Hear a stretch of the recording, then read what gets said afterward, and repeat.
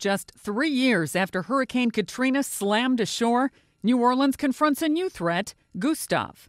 If it hits the Gulf Coast, it will be the first storm to test the partially rebuilt levees and the city's hurricane preparedness. I order the National Guard to be ready to deploy tomorrow, 1,500 guardsmen as early as tomorrow, to help in securing the city in the case that our citizens might have to evacuate their homes. In the case of an evacuation, we want people to know that their property will be safe. Levee experts and the Army Corps insist New Orleans is safer now than before Katrina flooded more than 80% of the city.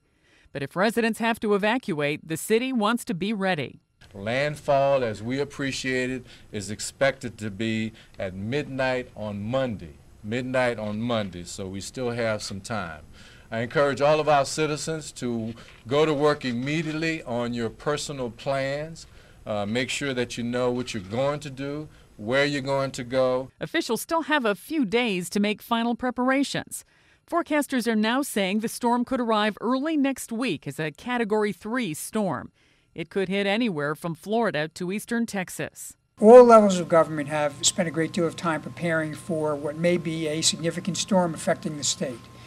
Ultimately, the success of how we weather the storm lies in the hands of individual citizens. Some residents told the AP they've already made preparations in the event they have to evacuate. After Katrina, we're pretty much prepared. We know what's coming. All I have to do is run and get the plywood that I already have and put it up. Right now, we're going to the Saints game, but we're watching the weather, and we're going to make our final decision Saturday whether to stay or go. Right now, the storm is taking aim at Jamaica.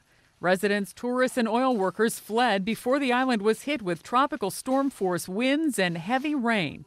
Forecasters warn it could grow to a hurricane before slamming into Grand Cayman Friday. Meanwhile, Tropical Storm Hannah is forming in the Atlantic, but forecasters say it's too early to predict whether it could threaten the U.S. Sandy Kozel, The Associated Press.